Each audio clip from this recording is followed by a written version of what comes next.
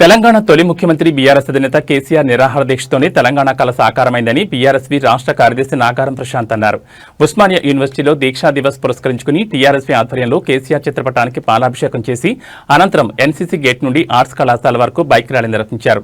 తెలంగాణ ప్రజల కోసం పోరాడి ముఖ్యమంత్రి అవుతే రేవంత్ రెడ్డి ప్యాకేజీలు ఇచ్చి ముఖ్యమంత్రి అయ్యాడని ఎద్దేవా చేశారు. రానున్న రోజుల్లో ఈ ప్రభుత్వంపై ఉద్యమించి గద్దె దింపుతామని, మరోసారి కేసీఆర్ ముఖ్యమంత్రిని చేస్తామని ప్రశాంత్ ధీమా వ్యక్తం చేశారు.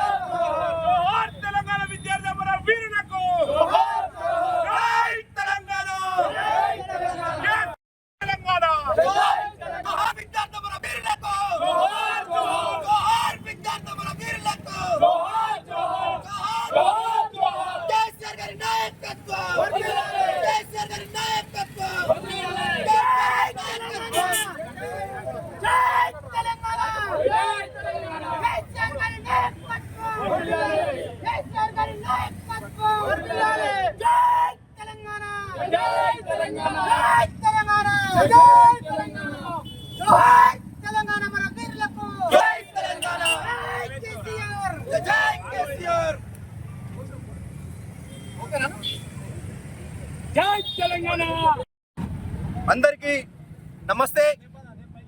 జై తెలంగాణ, జై కేసీఆర్, జై బీఆర్ఎస్వి. ఈరోజు చరిత్రలో మరుపురాని రోజు, మర్చిపోని రోజు ఈ దీక్షా దివాస్. ఇది ఒక్కరి న్యాయం కోసం కాదు, ఒకరి పోరాటం కోసం కాదు, ఇది ఒక తెలంగాణ ఉద్యమానికి దిక్సూచిగా నిలవస్తున్నటువంటి ఈ దీక్షా దివాస్ 2009 నవంబర్ 29న తెలంగాణ ఉద్యమంలో మర్చిపోలేని ఒక ఘట్టం. ఈ ఉద్యమంతోనే తెలంగాణ నిర్మాణం ఏర్పడింది. ఈ దీక్షా దివాస్ తోనే ఒక తెలంగాణ పునర్నిర్మాణం ఏర్పడింది. ఈ దీక్షతోనే యావత్ తెలంగాణలో ఉన్నటువంటి ప్రతి పల్లె, ప్రతి వాడ, ప్రతి బస్తీ తెలంగాణ జై తెలంగాణని నిలదించి రోడ్ల మీదకి వచ్చి తెలంగాణకు సంఘీభావం తెలిపింది.